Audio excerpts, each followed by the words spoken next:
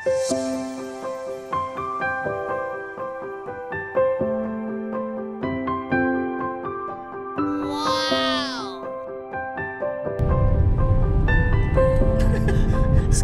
ata. Boyfriend, girlfriend.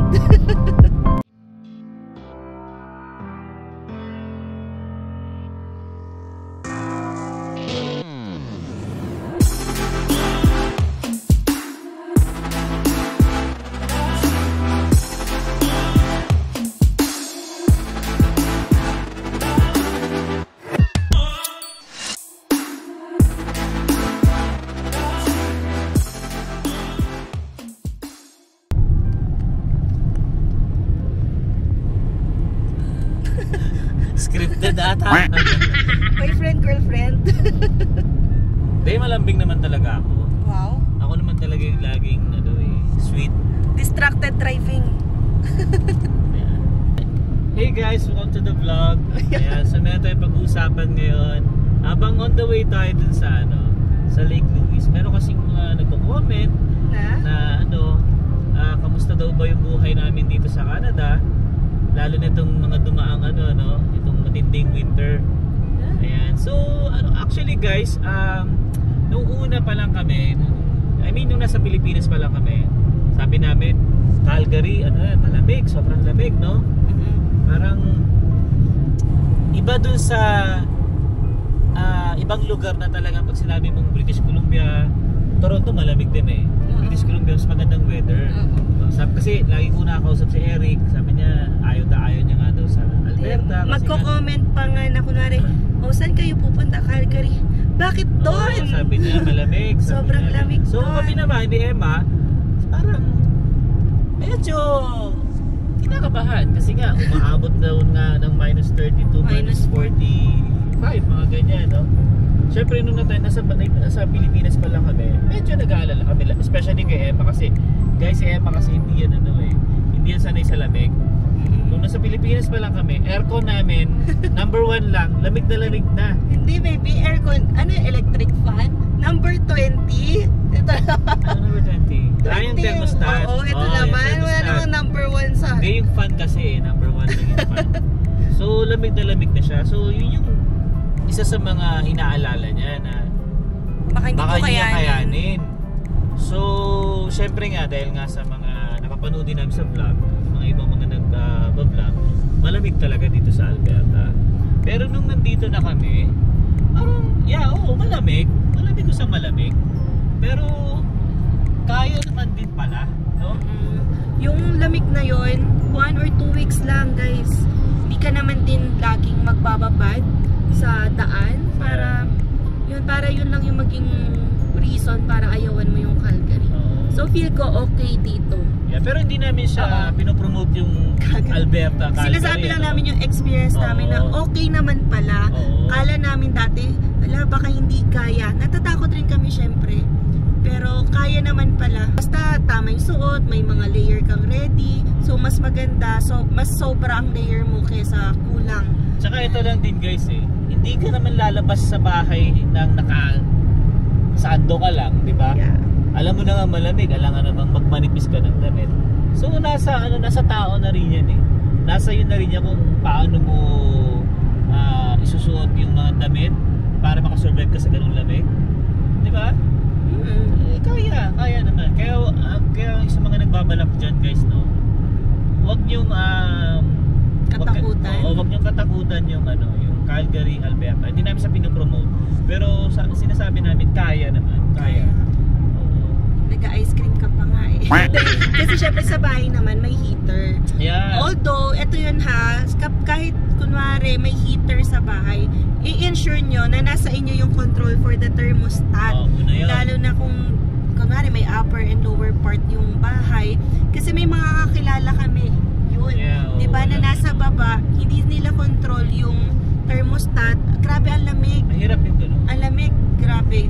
Naka-jacket sa loob ng bahay. Siyempre dapat, di ba, pag nasa bahay ka na comfortable ka, hindi ka giginawin, naiinitan ka, siyempre, dapat it will keep you warm. Pero kapag ganun kasi yung sitwasyon, wala sa'yo yung thermostat, mahirap. Lalo na kung may bata. Tas, di ba, hassle din na makiusap ka na makiusap lagi sa taas or sa kapitbahay mo para pa-increase yung temperature. Kasi mamaya sa kanila naman, mainit na. Hindi lang nakakadaloy sa inyo yung heat. So, yun yung isang factor or i-take note nyo kapag maghahanap kayo ng bahay. Wherever you go, kahit BC yan, Alberta, Ontario, yun yung i-check nyo, yung control for the thermostat. Yeah. Kasi guys, yun nga, di ba, nakapunta na kami ng Vancouver. Sabi ko nga sa inyo guys, yung lamig doon sa Vancouver, kumpara namin dito, iba. Okay, iba talaga. Kasi nga, nung time na lumabas kami, sa Lafarge yun eh. Yun ang hindi ko makakalimutan. Plus 10 yung time na yun. Pero lamig siya guys. Yes. Kasi ano yun, damp or wet yung snow nila doon. Kaya nanunuot daw. So marami na rin talagang nag-share ng experience nila. Pero yun yung during that time na ganun or gloomy weather. Pero kapag mga summer talaga, maganda din. Maganda yung weather talaga sa BC. Kasi dito kapag summer, medyo ano pa yan eh. Malamig or 15 degrees. Pero at least tolerable na sa atin sa taga Calgary yung ganung weather sa kanila kasi higher pa. So, mas mafe-feel mo yung warmth sa BC. Kaya yung nag-comment na sa amin, yun nga, kamusta nga daw itong mga dumaang weather namin. So far naman guys, kinaya naman talaga din namin. Yeah. Even nung unang dating namin dito ni Emma, nung unang taon namin, o unang buwan namin ng winter, kaya naman. So kinaya naman. So tingnan nyo naman, so hindi naman din lagi nag-i-snow. Ito ngayon nga lang ulit eh. Diba, if you will check our past videos or vlogs, nako, parang ilang araw na mainit. And patunaw na nga yung snow. Ngayon, hindi namin alam kung sa Calgary kasi on the way kami nung nag-snow eh. Yeah. Hindi namin alam kung nag-snow doon. Mukhang... Pero sa ano kasi, sa forecast, mag-i-snow. Yan, overnight. Yan. Overnight na naman. Pero okay lang yun. Yun lang naman guys yung mga nakita kong disadvantage dito sa or disadvantages dito sa Calgary. Yung unang-una yung snow talaga. Makapal. Pero mas makapal pa sa ibang area. Yeah, oo. Pangalawa, syempre yun nga, yung pinag-usapan nating lamig. Pangatlo, transportation. Yeah, especially transportation yun yung din. Comment. Kasi mas maraming transportation or mas maganda yung transportation sa BC and Ontario. Tsaka may nag-comment pa nga sa akin pala, baby, naalala ko about yan. Total na pang transportation. Nagtatanong siya sa akin, sabi niya, Sir Alwin, baka may alam ko yung nagbebenta ng sasakyan. Sabi niya sobrang kailangan pala dito sa Calgary. Talagang necessity talaga pala dito sa Calgary yung sasakyan. Yung nagtanong ba sa'yo may anak? O hindi mo meron na ata. Tapos ang sabi niya pa sa akin ay ano bang magandang bilhin? Mag-brand new kami or mag-second hand kami? Sabi niya sa akin. Sabi ko, kung sa brand new yung pag-uusapan natin, I think hindi pa kayo makakakuha kasi bago pa lang sila dito sa Calgary. Then sabi ko, kung second hand naman, marami naman sa marketplace. Siguro mas kung ako tatanungin nyo, sabi ko sa kanya, mas uunahin ko muna sa marketplace kasi at least doon wala tayong babayaran monthly. Although ang babayaran natin monthly insurance, syempre, matik yun. Pero yung sabi mong monthly sa nag-umpisa, medyo mahirap. Kaya yun yung inano ko sa kanya, pinayo ko sa kanya, wag muna kayo kukuha ng bumwelo muna kayo. Kasi kami din, kami 1 year pa rin naman kami bago kami talaga. Nag-isip din muna kami kung kukunin namin. Kaya yun yung payo ko sa kanya. Kasi transport talaga guys, is napaka-importante dito sa Calgary. Pakita natin to. Ganda Frozen na naman yung lake. So, frozen din naman yung Lake Louise. So, feel ko connected nga rin to dun eh. Whatever. Ganda. Ayan. So, ganda ng... Ito lang din na maganda dito guys sa Calgary, no? Malapit ka sa mga van. Ayan. Yan nga, Lake Louise. Yan, malapit ka sa nature. Yan ang ganda. Diba, frozen? Kaya lang walang pumupunta dyan kasi unlock. For view lang talaga. Ganda. Isipin nyo pag nasa Calgary ka, 1.5 lang, pag nasa Banff ka na. Yung iba, nagpe-plane pa dito, diba? Long travel, 15 hours yung friend namin para makapunta dito. Travel nila from British Columbia to dito. Pero yun nga, maraming stopover yun, kaya tumagal. Yung iba mag-hotel pa in the middle para hindi naman tuloy-tuloy yung drive. So, ganun talaga dinadayo yung place dito sa Banff and Lake Louise. Naalala mo last year, no? Nung pumunta tayo sa, ano yung bubble? Sa Abraham Lake. Oh, Abraham Lake. Meron kami na-meet dun guys sa Pilipina. Galing pang US. Sipin nyo. Travel pa papunta dito sa Alberta para lang makapunta dun sa Abraham Lake. Abraham Lake na Nakaka-cross border kasi kapag citizen na. Yeah, di ba? Isipin nyo, laging yung lugar dito sa amin, sa Alberta, is talagang masasabi mong maganda at saka sulit ka rin talaga. Yan, maganda to sa nag-i-start kasi cheaper yung cost of living dahil 5% lang yung tax compared sa yung iba meron pang additional tax. Yan. Kaya, yun nga, isa rin sa mga pinusulit din talaga namin Alberta. Although, bago pa lang naman kami ngayon, hindi pa naman talaga namin masasabi na sobrang ganda dito. Malay natin, di ba? Oo, nandun pa rin tayo sa process na explore. Oo, mag-iba yung namin ni Emma. Malay mo, pumunta kami ng British Columbia. Malay mo, mapunta kaming US. May nag-comment nga so bata pa raw kami. So, migration is, constant. Hindi mo mapipigilan yan. So, kung saan ka naman mag-fit, why not, diba? So, explore. Maganda kasi parang, hindi, compared sa mga nasa 50s na settled na talaga dapat doon. Kasi ako 34 lang ako, siya 31. So fake news yan. Diba yung mga ganyang age, pwede bang mag-explore, hindi ka pa kailangan seryoso na dito na, lalo na kung maraming opportunities kang nakikita. So we will see. Sinasabi lang namin ngayon na na-appreciate namin yung Calgary. Na-appreciate namin yung Calgary. And because of Calgary nga, yan, makakapunta kami sa Banff, Lake Louise kung kailan namin gusto. Anytime, no? Pagka talagang sabi mo, pagka nga, off ka, pag sinabi mo, bibi, punta kaya tayo ng Banff. Madali agad di ba? Nandiyan ka na agad 1.5 lang, nandito ka na. Kasi pag sa Pinas naman, ang travel namin, mas mahaba pa nga, punta kami ng Batangas, pupunta kami ng Bulacan, or Ilocos, yan, yung mga long travel na yon. Dito, yan, okay na 1.5 hours to 2 hours, ganyan. Pero meron ding long travel na Jasper, 5 to 6 hours yun. Grabe. Kami doon. Oo. Ganda rin doon guys. Yan, maganda doon, lalo na yung view, papuntahin pa uwi, grabe yung Athabasca. Ganda. Yan, try nyo rin puntahan yun. And, yan. Yung ibang towns or cities nga pa, hindi pa namin napunta, like yung 3 hours na Edmonton, and then 7 hours sa Grand Prairie, hindi pa namin napuntahan yan. Soon guys, naman kami, try naman namin pumunta ng Edmonton. Yan, kasi try natin dalawin yung kanilang mall doon. Oo, kasi meron daw silang sikat na mall doon kilala daw yung mall na yun. West Edmonton Mall, yung may water park, ganyan. Sabi nila, soon, unti-unti lang, makakagala rin tayo doon sa mga ganung klaseng lugar. Yes. Pero ngayon, syempre, spend muna namin yung time. Kasi ngayon lang ulit kami guys makakalabas ngayong 2024, no? Ito yung unang-una naming travel. Yes. Although napuntahan na namin ito, pero syempre iba pa rin yung... Babalik-balikan rin mo rin talaga maganda to. Kasi din talaga siya guys. Maganda siya during winter, maganda rin siya during summer. So yan, any season din. Yan, maganda. Kaya kapag may bisita nga galing busy or kung saan man, ito yung puntahan. Sila Justin, sila Kat, nakausap ko last time. Yan, nasa Europe sila, nurses sila from Europe. And gusto nila mag-secure ng visa papunta dito nga sa Lake Louise kasi gusto daw nila puntahan dito. Yung Lake Louise. So, tourist destination talaga siya. Yan. Kahit although nga yung pinsan ko, shoutout sa'yo Jonas, no? Oo, US. Jonas Malubag, US yun. Pero alam niya itong Banff na to.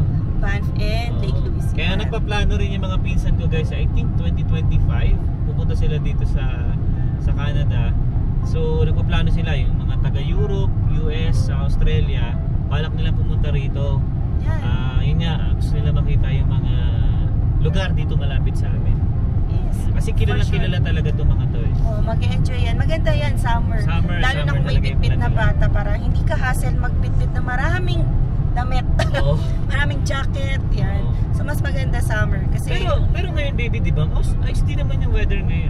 Lumabas nga ako kanina. Ganto lang, hindi na ako naglagay ng puff jacket. So naman kasi +1. So kahit umulan kanina, hindi nanunuot or kasi saglit lang ako lumabas. So we will see pa. Yan. Yun guys, isa nag-comment na yun kung kamusta na nga daw kami dito sa Calgary. yun yung ano namin guys. Mabuti Masasabi naman. namin, okay naman kami, especially nga nung dumating yung ano na yun, yung weather na yun. Kaya guys, kaya. Minus 45 yun, di ba? Pinaka mataas? Yes, feels like 45. minus 45. Kaya naman guys, kasi yung commute ko, isang beses lang ako nag-commute ng ganun o dalawa kasi yung isang minus 41 feels like ganun. Yeah. So, hindi ko na naulit, diba? Ganun lang, parang peak lang yon ng season. Yeah. So, hindi siya lagi-lagi. And sa mga susunod na araw nun, tolerable na, sabi nga ni Sam nung nag-hit na ng 10 degrees last time, heat wave na daw yun. Tapos nainitan na siya. Mainit na. Kasi nga, galing ka sa minus 30, minus 45, ang plus 10 sa'yo mainit na. Pero syempre, joke nga lang yun. Kapag hinangin ka rin kasi naku, lamig. Yan. So yun lang naman yung ano guys, yun yung mako-comment namin dun sa... Oo. So feel ko, yun yung nagre-research ng mga places kung saan pwedeng yan, mag-umpisa.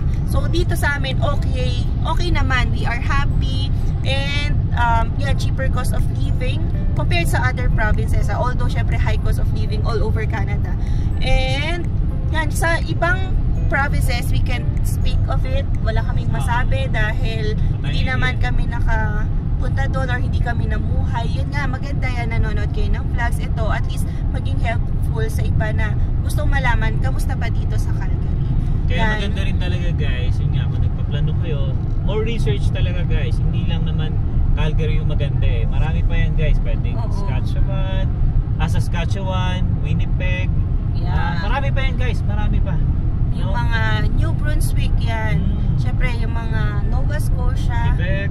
Yes, Quebec yan. Ako, explore Toronto, nyo. kung medyo malami kayong budget, Toronto, tsaka Vancouver. Hindi, winawar na nga yung iba eh. Huwag daw muna sa Toronto or Ontario.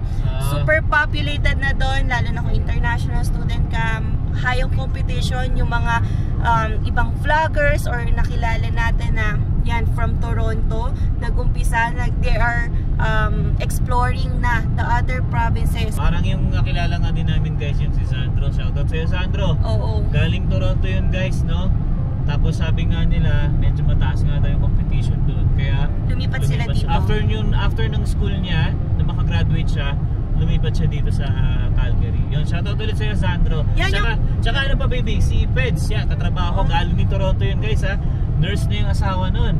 Lumipat dito. Lumipat pa dito. Siyempre, galing sa Toronto, nakabili sila ng bahay dito. Na malaki-laki. Yan, siyempre kapag Toronto, magkano lang yung value ng bahay doon? Naku, mamaya yung 500,000 mo yung nabili nila pang dito, condo lang yun sa Toronto or maliit lang, 1 bedroom lang dito. Yan, bahay na yun na malaki. Pero tumataas na rin, no? Tsaka si Larry, di ba? Si Larry. Toronto din galing yun. Sila Lucille. Yan, yung pinalitan namin dito sa apartment. Yan, kaya sila umalis kasi nga nakakuha na sila ng bahay. So, yan, di ba, yung mga opportunities nakikita nila dito sa Calgary. Pero syempre, hindi naman lahat nagpupuntahan dito sa Calgary. Yung iba, umaalis ng Calgary, pumupunta ng BC. Balik naman doon. Pumupunta ng Ontario. So, ipat-ipat lang. Alam niyo yung mga tao, walang kapaguran. Kasi, it depends sa situation. Hahanapin mo talaga kung saan better ang situation ng family mo. So, ang sabi nga natin, hindi tayo pare-pareho. Hindi tayo si Juan o si Pedro. So, iba tayo. We are unique. Yan, maraming factors na dapat i-consider. Yes. So, ayan, nakikita na natin yung ibang... Medyo lumiwanag na. Mountain. Sabi sa'yo, baby, lumiwanag na. Sabi sa'yo, tuloy tayo eh. Butik pa guys na Huwag nang umatras, bumalik sa Calgary. Yung isang vlog namin kasi guys, yun nga, about, dito rin naman sa Lake Louise na to, medyo butik na kami hindi matuloy. Pero anyway, panoorin nyo na lang yung napanood nyo naman na yung vlog na yun, bago ito. So ito naman is usapang, Calgary.